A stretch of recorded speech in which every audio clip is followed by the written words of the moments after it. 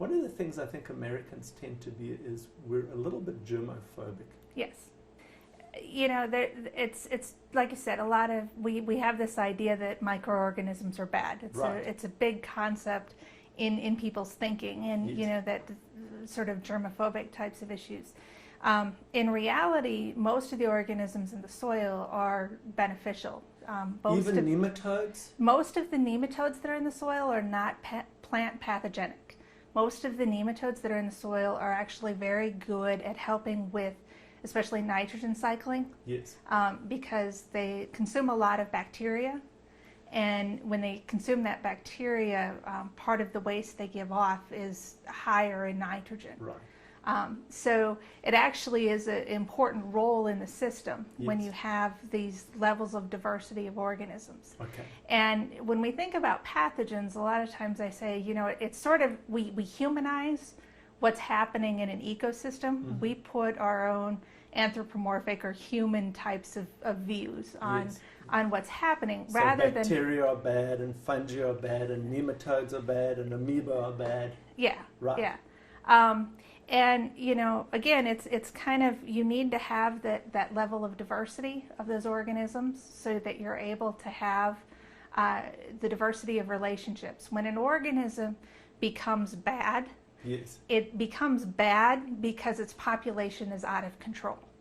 Got it. More so than the fact that it exists. Okay. You know, naturally in our soils we have E. coli, and yes. we have anthrax, and we have all of these organisms are naturally in our soils. They're things, you know, we're very scared of as human beings, right. and in some cases rightly so.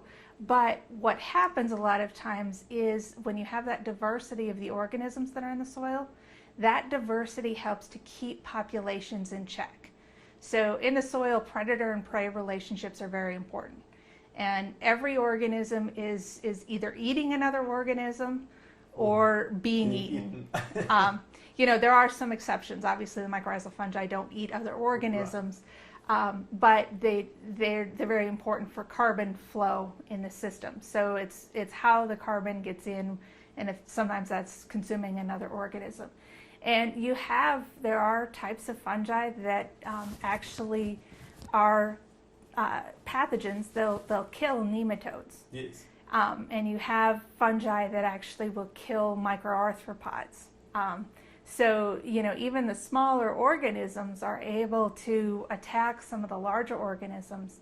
And like I said, then that keeps the diversity in the populations in check. Yes. So that you don't get a population out of control and it doesn't become bad. Okay. So it's really important for us to try and work on that level of diversity. And a lot of the things that stimulate that level of diversity are the diversity in our crop rotations, or okay. diversity above ground.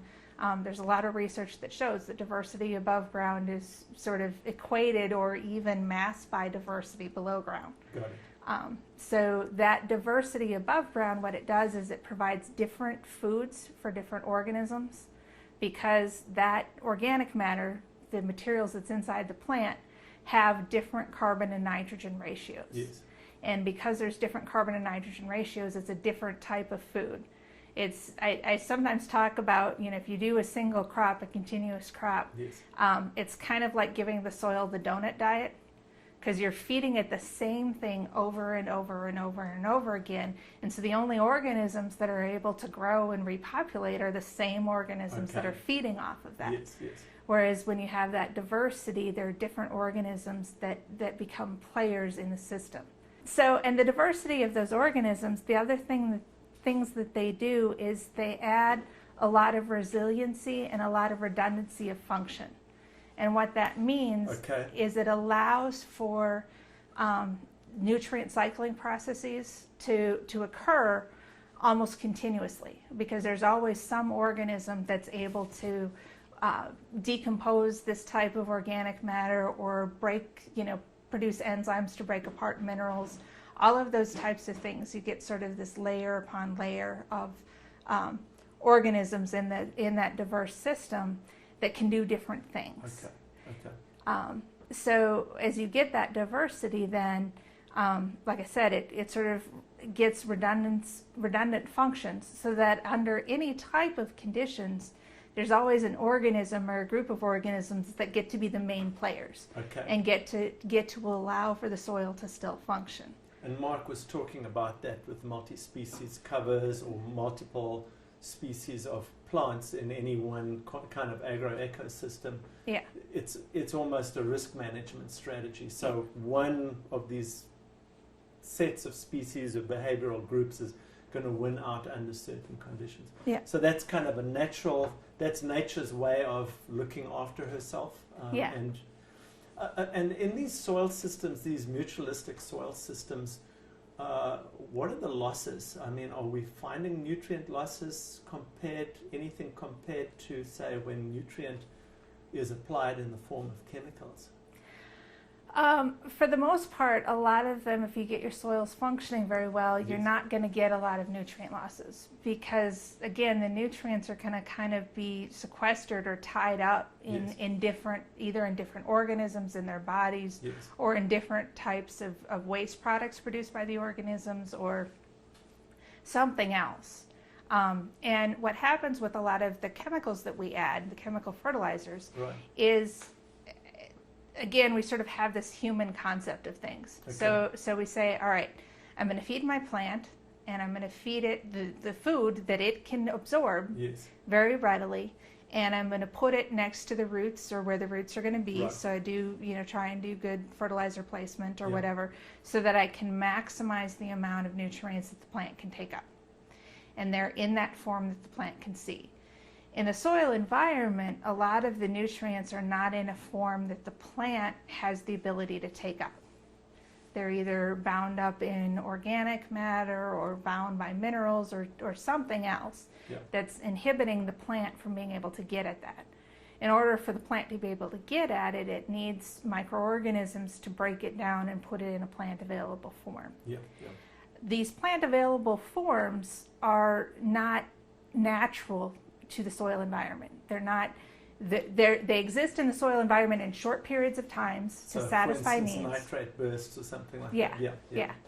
But not normally in the concentrations with the fertilizers that we add. Yes. So what happens is a lot of those nutrients are going to be lost from the system. They'll either run off the surface of the soil, or they will go into the groundwater, or even go deeper into the soil and not be in a place the plants can get access Got to it. That is primarily a big problem with nitrogen, because Right. nitrogen's a very mobile, nitrate is a very mobile ion in the soil, and in water films and things like that. Phosphorus, again, gets readily bound up very, very quickly with different types of minerals. So it becomes very unavailable. And, a lot of our nutrient use efficiencies for phosphorus and nitrogen, our nutrient use efficiency for nitrogen is about 30 to 50%. Yes. Our nutrient use efficiency Mm-hmm. for phosphorus is at about 30%. And those numbers are declining, they're not increasing. Because as we add more, the concept is, it's a very human concept. Right. If things go wrong, Yes. one of the things I can do is I could always give it more food. Right. That's, somehow that's going to make up for what didn't go right. Yes. And that doesn't necessarily work, because that food is only available to the plant in a very short window of time. Yes. Otherwise it gets lost. Okay. And so the more of it that you add, the less efficient that it becomes, because basically you're adding more, but it's still absorbing only so much, and then the rest of it's getting lost. So you're talking, in a sense, as you get into that cycle, it's like a treadmill that you can never really catch up to. Right, right. Okay.